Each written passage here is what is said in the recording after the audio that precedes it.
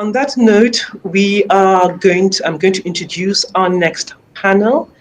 We are moving to discussing financing female entrepreneurship and bringing capital to female-led ventures. And why is this important? I'll let Peter Millen, our moderator, explain to you. But essentially, when we're talking about business and growing businesses, I think that we have realized now that if we look at the biggest businesses in the world, that there is a shift from the old industrial businesses to the new and growing businesses. And some of the biggest in the world are new businesses in the last 20 years. And the question is this: if you don't have equal access to finance, then how can women-led ventures grow? Not just because they're women and women's economic empowerment is important, but also because we need all the talent we have on board to create solutions, to create opportunities, to create a more just and equitable world, an inclusive and sustainable world, and a growing world economy. On that note, I'll just check if our panel is ready, and hopefully they'll come on soon. Hello, Anino. I guess we're live now. So I'm just going to present. So here we are talking about driving strategies for driving capital towards women-led ventures. We have an incredible panel here today. I'm going to introduce everybody. So maybe give a wave when I say your name so people know who you are. So I'm going to introduce Amanda. Amanda Pullinger is the CEO of 100 Women in Finance, an incredible leader, having grown that network from only a couple of hundred participants to now over 20,000. And definitely an expert in this particular area. We have Mark Endelhardt, who's a managing partner at Social Starts and Joyance Partners, also an investor himself with managing funds and a very big commitment to women-led ventures. And then we have Vicky Saunders, who's the founder of SheEO, to support the development of women leaders and CEOs. And we also have Vitaly Golomb, who's from a partner at Drakestar Partners, quite new to Drakestar, but a very much needed asset there to bring a much bigger commitment to women ventures there. And also Martina McPherson, she's the head of ESG strategy and asset management, and for asset management private equity firm Udul. Have I said that correctly? It's actually one of the larger firms in Europe, and her expertise spans across Moody's and Standards & Poor's, and she's really an expert on the ESG indicators and indices. So to open this discussion, we're looking at a world where the private sector globally is expected to lead growth and innovation. It's expected to create wealth, and it's also expected to create jobs. But not only that, it's expected to be leading the way in solving some of our bigger problems like climate change. And in the last decade, we've seen how new businesses, particularly entrepreneurial ventures, they're starting to displace traditional ones. And we even see that with fintech and their disruption to banking as just one of many, many examples.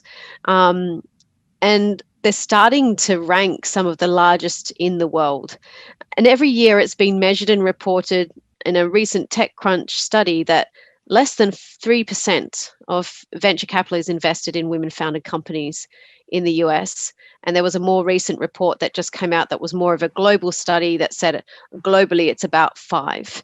And in 2020, we saw these figures drop in Q3 of last year, despite reported growth in venture capital funding. We saw a decline in the figures of venture capital funds being sent to women-led ventures. And only just recently too, the World Economic Forum came out with a report that looked at how accelerators may be unintentionally widening the gender gap. What they've found is that the accelerators, men or male-led ventures have 2.6 times more likelihood to access equity through accelerators. And so unintentionally, they're actually widening the gap between men and women in access to equity. Accelerators, however, are interesting in being able to provide debt funding to women. So women do quite well if they've come through the accelerator program to access that debt, but there is still very much a broad and disparate gap when it comes to equity.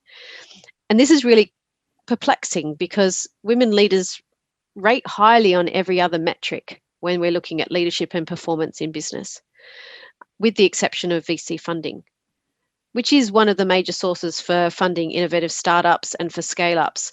So access to capital is one of the key challenges facing female founders and female leaders.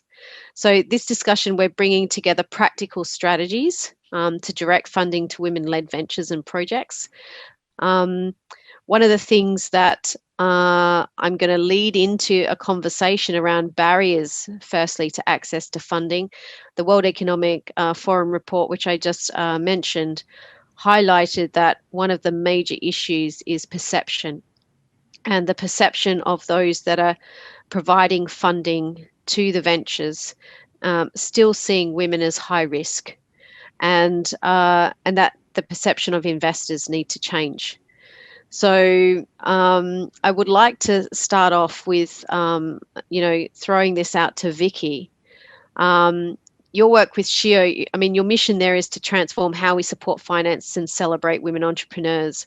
So can you talk a little bit to how barriers to access to funding, what are they, and how do you suggest, or what do you suggest needs to be transformed in order to minimize or reduce those barriers? Thank you. Hi. So this is a deeply systemic issue, right? The fact that less than 5% of venture capital goes to 51% of the population, it's statistically impossible for something like this to happen without massive biases built into our structures and systems. So this is really, it's a root cause issue. It's not a more money issue. Like if there was only more money, more women would be funded. And we've seen this for decades. The data is quite painful in this area. And so I think if you look at those numbers, you can look at what percentage of women are leading Fortune 500 companies, what percentage of women are creative directors, what percentage of women are film directors. The numbers are all the same, 3%, 4%. The systems and structures were designed not for people who look like me. And we have a deep bias in everything, in every part of our society around what a leader looks like, what a successful leader looks like. And 90-something% of the people that are writing checks are men who have a pattern recognition bias, which is investing in a younger version of themselves. So these are a lot of systemic challenges that we need to break through. And there's study after study. I know Amanda's going to talk about this a little bit more in terms of the Harvard studies that have come out about these triple blind, reviews of our bias around names, how people look, et cetera. So I think there's a root cause around these issues. And I also think that there's a larger challenge around what our funding, like our bias towards go big or go home, winner takes all. There has been a massive shift in the last 20 years. I had an accelerator in 1999 funding entrepreneurs. And the bias that has gone to this winner takes all, you have to be massive, or if it doesn't scale, if you can't see how it's going to scale from the beginning, don't start. We're teaching this in schools right now. This is not something we taught before. 98% of most economies are small and medium-sized business that drive our engine, but everyone's out there looking for a unicorn now that money's in such a small number of hands. And this is really the larger issue to me. So I'll pause for a moment there. Okay, thank you, Vicky. And Mike, I mean, you have your own, fund, and you direct about 35% of your funds towards women-led ventures. What do you see are the barriers to in the global community of venture capital, and maybe it would be interesting for us to also understand, did you have to overcome any biases yourself to get to the point of really, as a white male who runs a venture fund, in order to really get behind and support women-led ventures in the way that you do, because that could be insightful as well. Sure. Happy to go into what we do and how we do it, which I think is really the key for us. I'm not the critical figure, the whole team. And the method that we have as a fund is the key. We as a group never got up on any given morning and said, we should work to direct money toward women. I think what we've done instead is say, we need to make our decisions based on the best information available. And that means we have to have all the available information.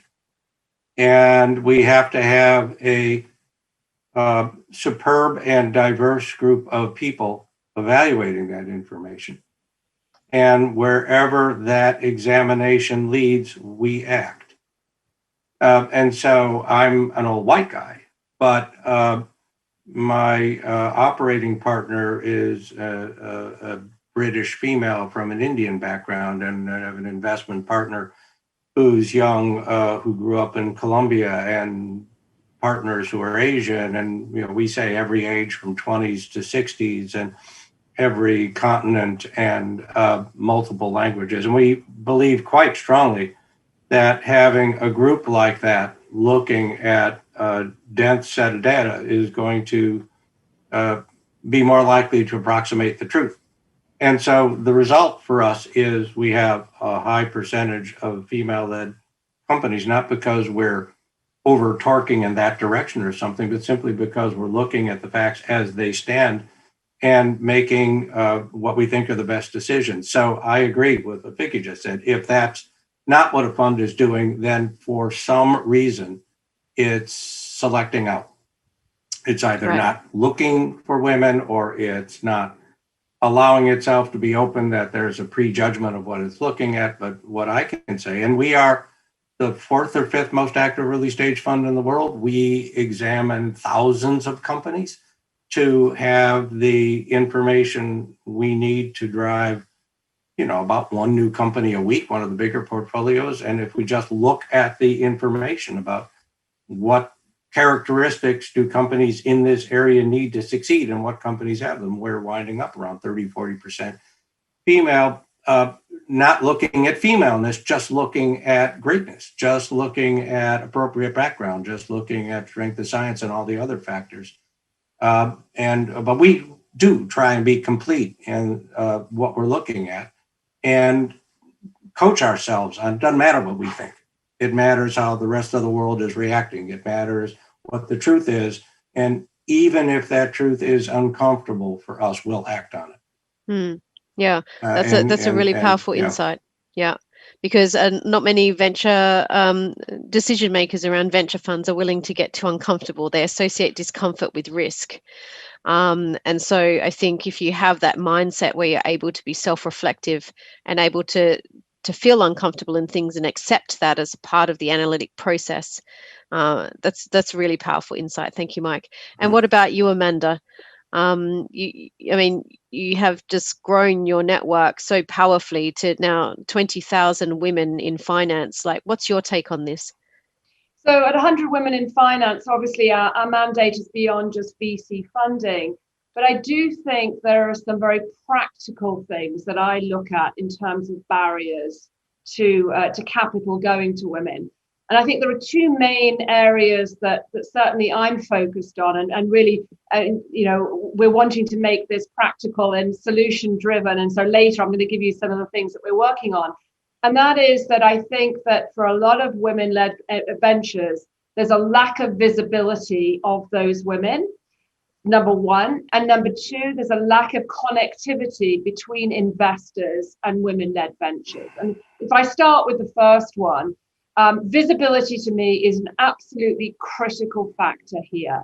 I say to our female fund managers, and we have a visibility initiative where we have over 500 female fund manager faces on our website. Why does it matter? I say to our fund managers, you may have the best performance out there, you may have the best idea out there, but if investors don't know you exist, you will never grow your business. And I think as women, we suffer from this factor that everything has to be perfect. Everything has to be all put together neatly before we're prepared to go on that stage. And yet the reality is that getting on a stage, whether it's virtual or real, changes the perception of our colleagues and investors. We need investors to see that women are experts in these areas, that they do have these ideas. But they're not going to see that until women are actually prepared to get up on a stage. What I would say about COVID, and a silver lining of COVID, is that we've seen more women say yes to being on the stage, which is now a virtual stage, during some of our events than we've ever seen before. And I think that's partly because women don't have to get on a plane, get on a train, get in a car, get on that awful stage, right? Number one. I also think that COVID has done away with this whole notion of perfectionism. We're all just making it work, right? We're all coming to you from the comfort of our own home with no professional, videographer trying to make us look good, right? So I think that's really helped. But I think visibility is a really critical piece. And then the second piece is, and it goes on from what others have said, is connectivity between investors and women-led ventures. The problem is that most investors are still not being deliberate enough about reaching outside of their comfort zone, outside of their networks, to see that there are women who have some fantastic ideas, who have the performance, who have the right teams. And so we do need to really challenge investors, not because it's a politically correct thing to do, but because there are great business opportunities out there.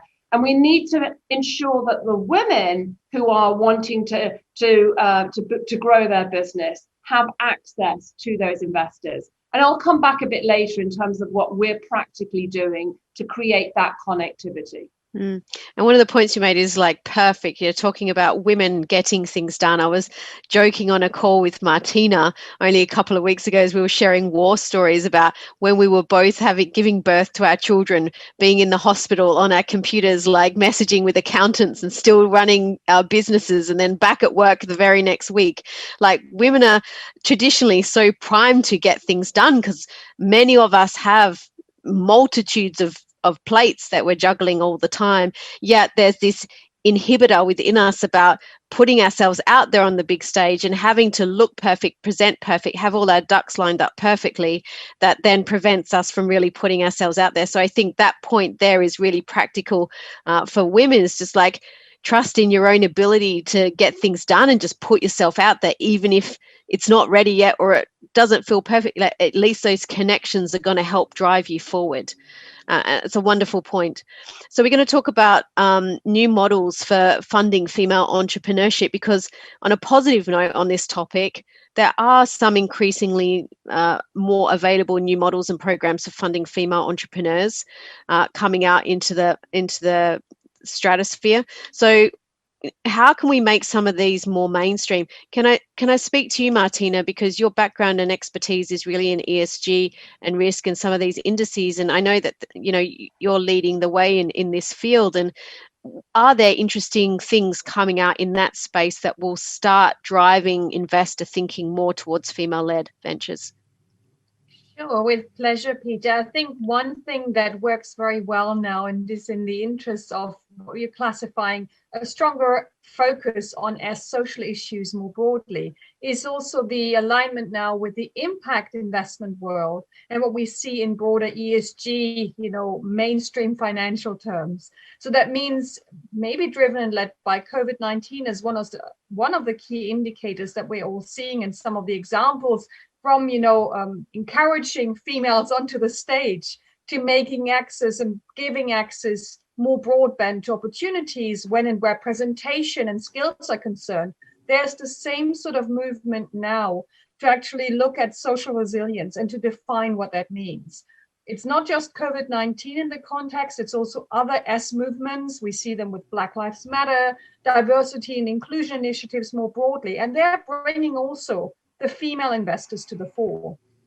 And then lastly, maybe to highlight in the context of ESG investment trends and research that's out there by, for instance, Morgan Stanley, Sustainable Investment.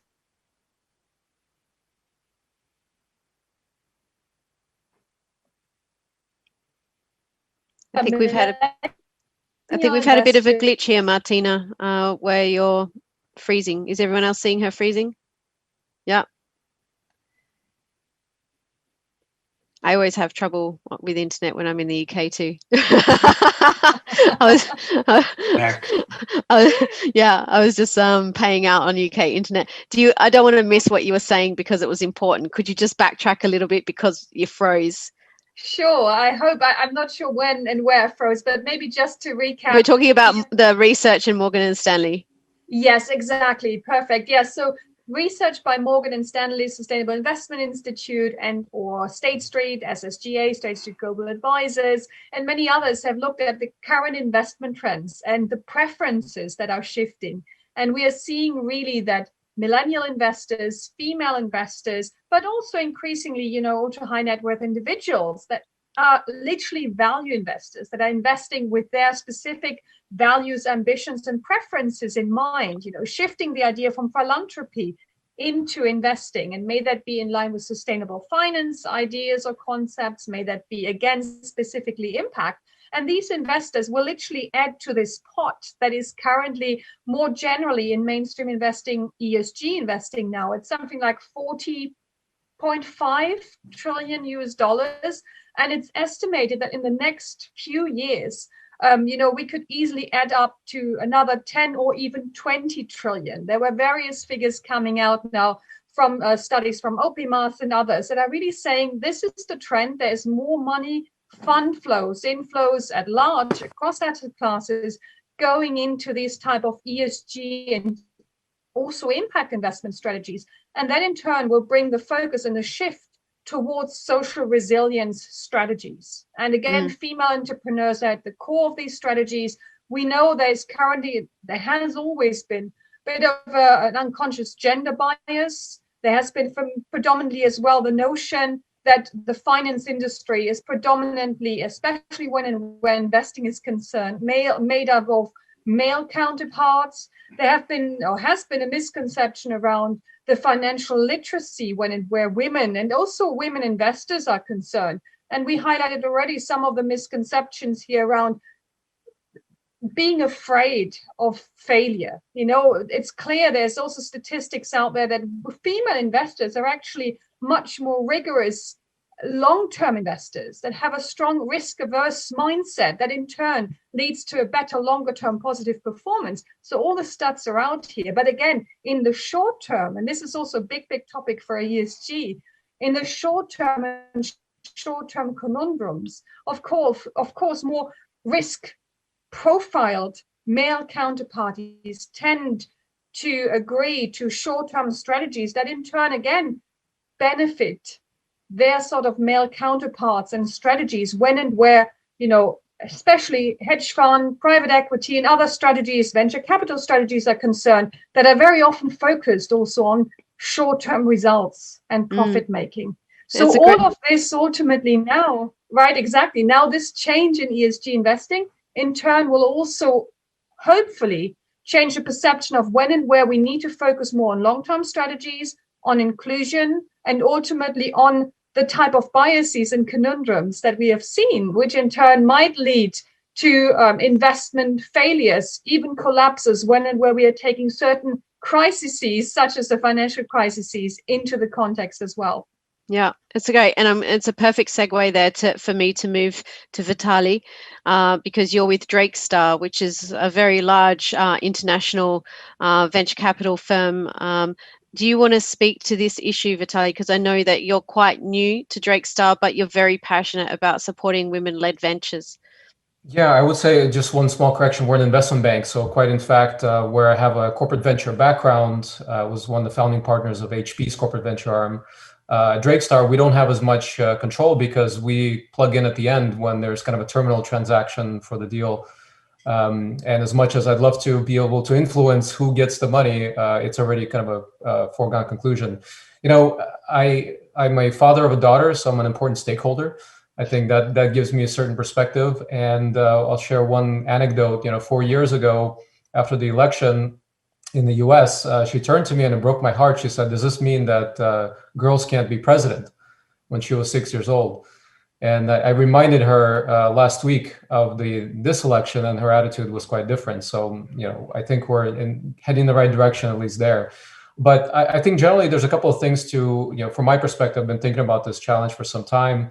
I mean, first of all, there's a big difference between startup world and enterprise world, right? Where we see a lot more women executives in large roles doing quite well, and bringing up the statistics and showing that women-led enterprises are oftentimes much better performing when that's actually the factor that play, right?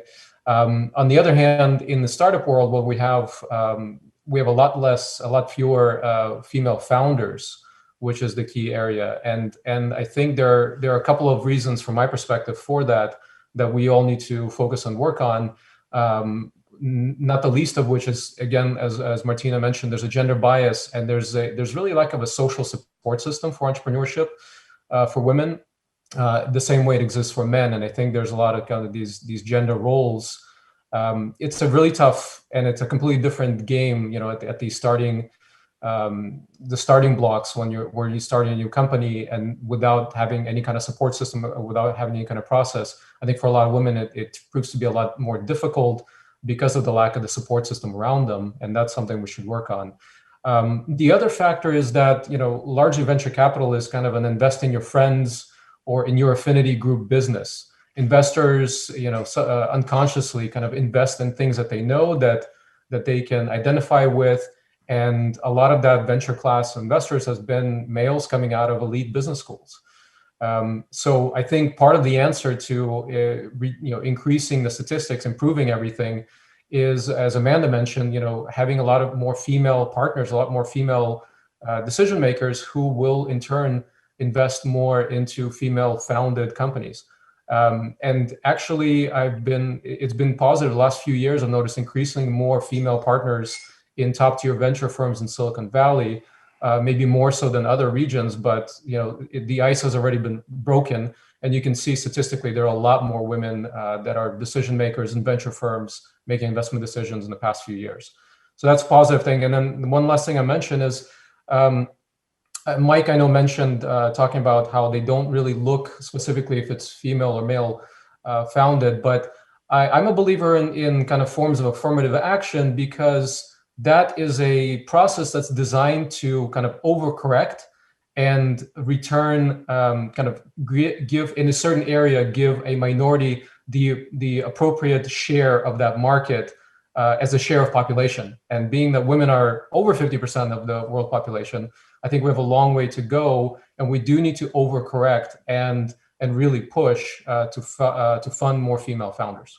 I mean, now, can I respond to that, since it was directed a little bit toward yep. us? We talk about this a lot, but Vitaly, with all respect, I have to push back on that, just in the sense that I run a venture capital fund, and if I don't produce substantial return for my investors, I won't be running a venture capital fund. So the notion of reaching beyond greatness to be over supportive to any group is a real challenge, unless we've said up front to our investors and they've agreed we're not looking for maximum return, we're looking for some other measure of value. That's growing out there in the world, but not to the point where at least my investors would say, absolutely, they want the best. Having said that, a lot of the best are women. A lot of the best that we see, and it's not their femaleness, it's them. They're great scientists. They're engineers who've been at Google for 10 years. There are lots of different kinds of women. There are lots of different kinds of people. And I guess if we're saying anything, it's that if a group looking at the numbers, as opposed to looking at who you went to B school with or who looks like you or whatever, just on an excellence scale, will greatly increase the effective investment in women, and without stepping back from anyway, without saying we have to give them extra support. A great engineer is a great engineer. World-class scientist is a world-class scientist, in my view, and their gender may have some stylistic factors, but really doesn't have anything to do with their fundamental performance.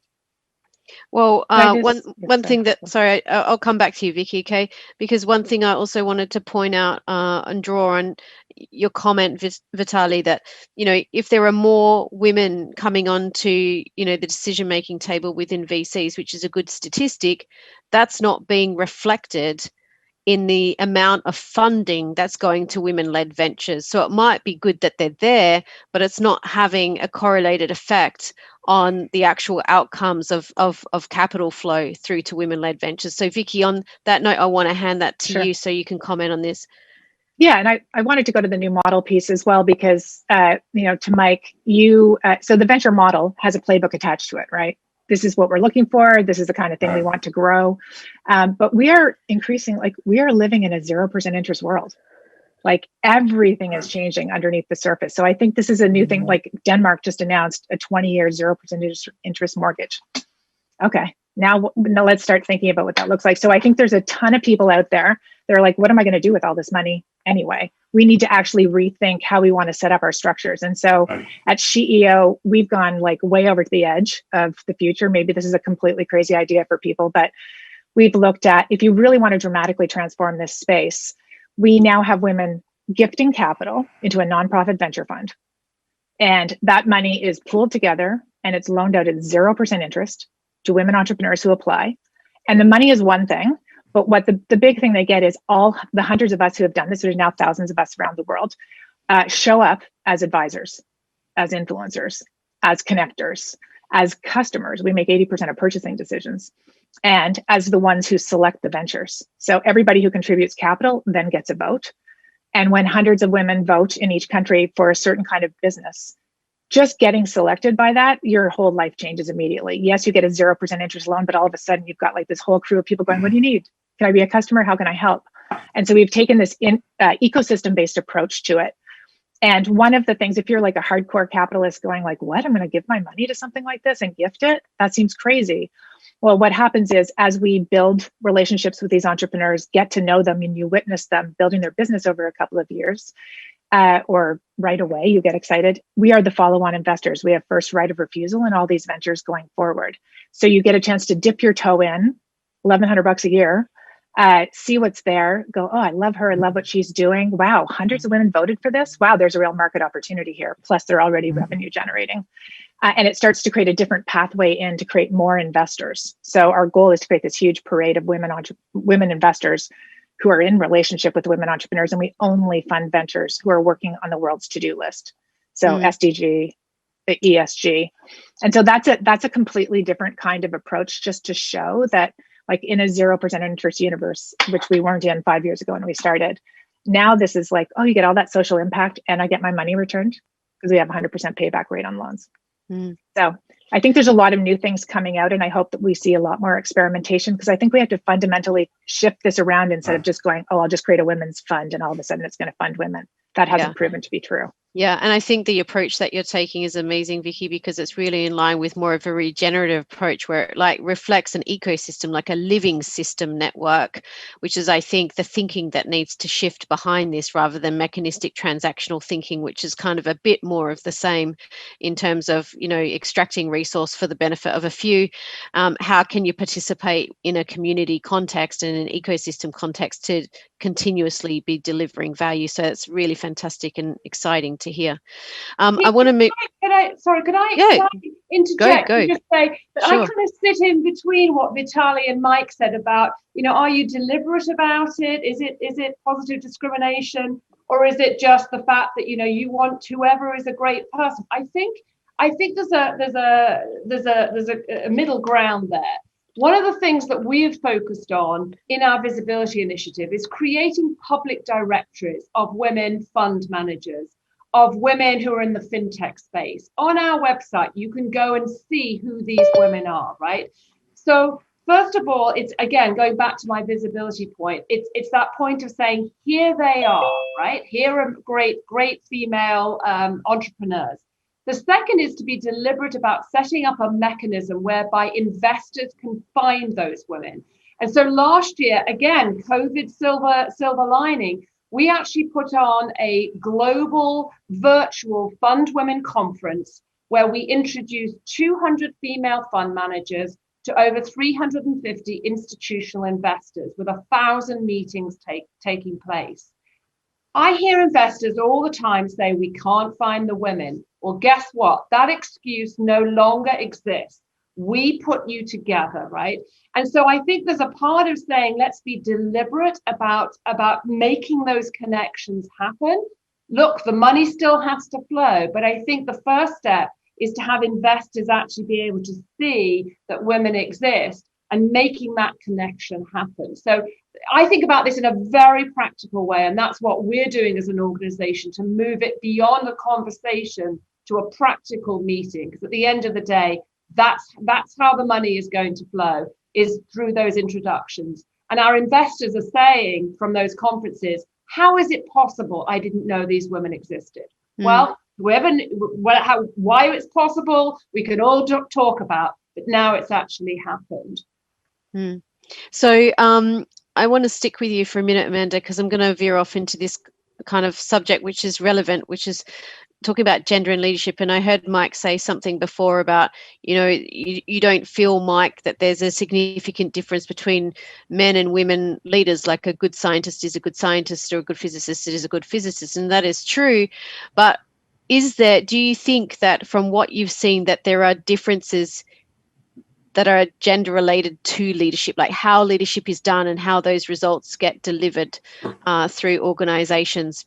Because if there are certain myths and stereotypes around that, that could be preventing women's access to leadership roles or funding. So what do you have to say about that, Amanda? Because you're working with all those women in finance. I actually think I kind of agree with Mike. I actually think the focus on gender differences in leadership when it comes to performance of teams is a bit of a red herring. At the end of the day, better performance comes out of teams that have diversity of thought. And, the Harvard Business Review study that I love from July 2018, which looked at 20,000 VC deals around the world, looked at the makeup of the deal team, and then looked at the performance of those deals. And what came out of that study was that the worst performing deals were ones where the deal team all went to the same university. The best performing deals were ones where the deal team was ethnically diverse. And I love it because people are expecting me to say, oh, it's about gender. It's not about gender. It's about bringing people together who come with different perspectives on life. Gender is a part of it. It's not the only thing. But coming back to your question about leadership, where I do think perhaps women may well have some, there may be aspects of being a woman that make you a better leader in this aspect. And that is perhaps women, because we are used to dealing with people who don't look like us, who don't have the same perspectives, that we may be better at actually leading diverse teams. We may be more comfortable with leading diverse teams. Now, that's not to say that men can't learn those skills, but I do think there's that element of it, that I think women do tend to be more collaborative, and they do tend to have a perspective on what it feels like to be the only one. And so from that perspective, maybe maybe women do have a leadership skill that's slightly different from men. But I think it's really much more about the team. Thank you, Amanda. I'm going to hand it to Mike because you look itching to say something here, Mike. And I know that we're running a little late from earlier, exactly. And some of you have to leave, so we're going to start wrapping up. But is there something that you wanted to say to that, Mike? Yeah, we actually we look at a lot of companies and we invest in a lot of companies. So we have a big pool of data to look at. And I want to say something about the basic model of what a successful entrepreneur. We're very early. So this is at the early stage. What does a successful entrepreneur look like? And they do look distinctly different from failing entrepreneurs, and they do look distinctly different from other people. But the model is not the model that comes out of Standard Venture. It's not the bold, brash, seeking the unicorn, taking on the world.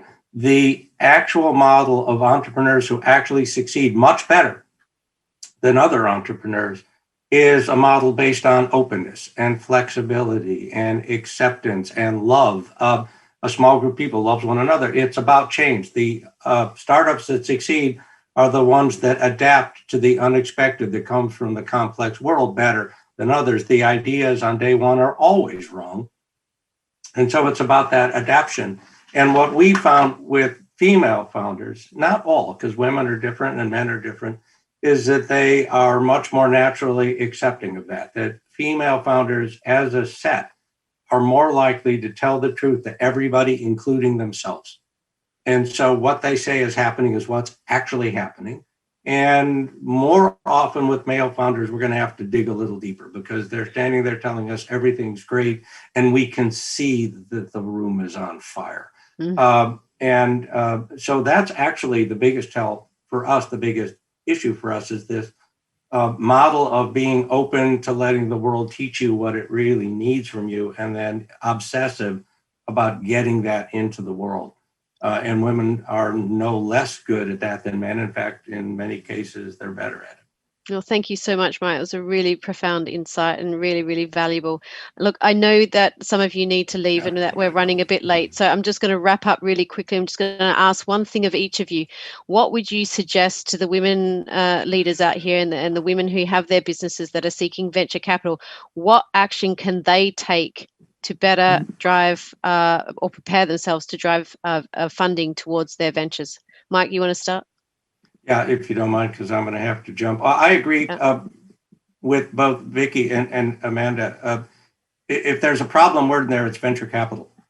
Why is venture capital the only way to get these companies started? Vicky just talked about a different way to get these companies started. To some degree, we're early stage investors, but we consciously set the fund up to not behave like a normal venture fund because we felt like our opportunity would be greater if we were very different. And I'm sure there are a million other ideas for being very different, looking different places, getting the money and expertise to the entrepreneurs in a different way. Also going back to that, on the exit side, I'm still obsessed with why do we have to exit? Why do we only put money in companies that are in a position to be forcibly exited to the public markets or buyers in a fixed set of time? There are a lot more great ideas for companies than fit in that set. And I'd love to be able to give money to companies like that, but right now I can't because of the structures that we're in. Yeah, thank you so much for your contribution, Mike. It's been really amazing. I'm going to have Vitaly, to run, sorry. Sure, you can just drop off and we'll just wrap up here. Vitaly, I know that you've spent a lot of time mentoring young women and providing that mentorship and guidance as well. What would you say? One action that you think that women can take? Yeah, I think my focus is always to kind of provide an extra boost of confidence. I was born in Ukraine, so I'm very much in touch with kind of the old world mentality, and I grew up in California. So the difference is quite stark in gender roles, in expectations from parents of their kids, whether it's a boy or a girl. And I always try to provide the confidence, obviously any woman can do what any man can do. But a lot of times that confidence is not there from day one. And with my daughter, I can say that I'm always pushing her and telling her she can do anything. So I think it really starts there. And it goes through, again, I'm a big believer. It might be controversial, but I think, overcorrecting when you see a problem, a statistical problem, I think that's the way to get there as quickly as possible. And I applaud both Vicky and Amanda. The initiatives that you're doing, I think that goes a long way towards helping correct statistically this issue. So thank you for letting me be an ally. That's all I can say. And thank you so much for your contribution. It's really, really appreciated.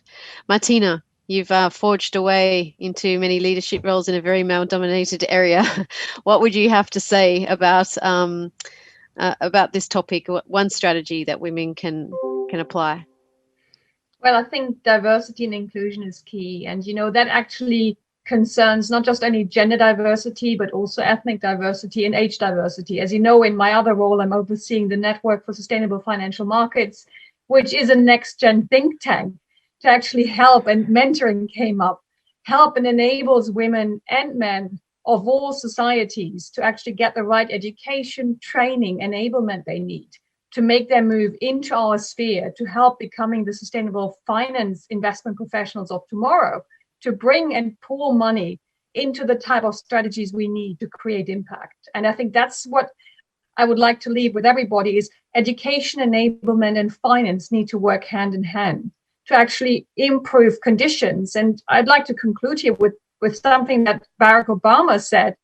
You know, if you actually let women run, Earth, he said, you would see significant improvements across the board on just about everything, from living standards to outcomes.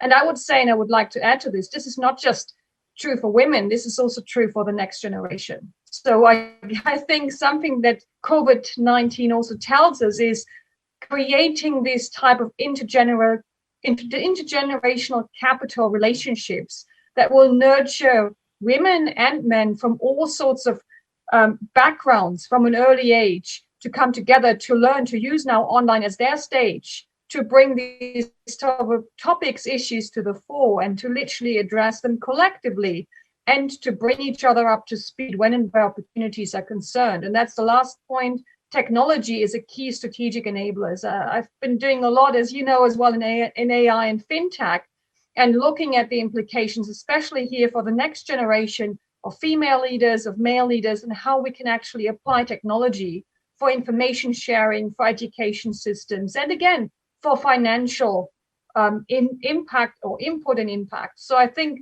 working together, giving everyone the platforms they need, may that be for the public stage and or for obviously financing opportunity. Technology is there and information should be shared in order to get everyone to the same level. Thank you, Martina. And Amanda, I mean, you're just empowering so many women out there. So what would you say from your experience of working with such a diverse group of women is a key strategy that women can use? So I think first of all, in talking to investors, I really would challenge investors out there, be deliberate, look outside of your normal networks, the same old. There are plenty of organizations like 100 Women in Finance who are out there that can really provide you with access to talent that is outside of the norm. So first of all, I'd say that, be deliberate about going beyond your own networks. And then for women, I really do think this whole area of visibility is critical. If you get an opportunity to be on a stage, say yes. Worry about everything else later, but say yes. Don't be so focused on the performance and on your own business that you aren't actually promoting the benefits of that to other people. And I think the final thing for women in those roles, someone made the point that it's actually quite lonely for women entrepreneurs. Again, join an organization like 100 Women, meet your people, be part of a group together. And I think that's one of the critical things for women to feel that they're not the only one. So peer engagement is a big part of what we're doing, and I know a lot of other organizations are doing. So reach out and join organizations that can really help you in that regard. Including 100 Women at Davos. The purpose of that was to bring women together, obviously, to stand on each other's shoulders, to empower each other. Thank you so much. And Vicky, I'd love to hear your concluding remarks on this. Sure, thanks. Yeah, I mean, I agree with everyone. I think it's really critical if you're an innovator out there who's looking for funding. I think the first thing I would say is please make sure that you pick the right kind of capital for you. And make sure that the capital that's coming your way has the values that are aligned with you. The worst thing that we continue to see over and over is amazing women finally get funded and then they get taken out within 6 months, replaced by somebody else because the thing is a rocket ship and they want someone to put in someone that they knows what they're doing. Seen it way too many times. So make sure there's alignment on that. And then again, this other piece that Amanda just mentioned, really around the narrative of going it alone. We have such a narrative of like the only kind of capital that matters is venture capital. The only way to do this is by yourself, be the hero. There's such a strong storytelling narrative around that, which is totally a lie. It's not true. The only way to really thrive these days is to be in relationship with others, get surrounded by people who are great at what you're not great at. So find those networks, find your people. This is the best thing about the internet. There are tribes for everybody out there right now. So go find your people and get into relationship with them. And that's where money comes from, being in relationship with others, the right kind of money in particular. So thank you. Excellent. Thank you, ladies, and to the gents that have just departed us due to time constraints for your valuable contributions. I know it's been hugely valuable for me and insightful for me, and I'm sure it will be for our audience as well. So this will close, and thank you so much for your time.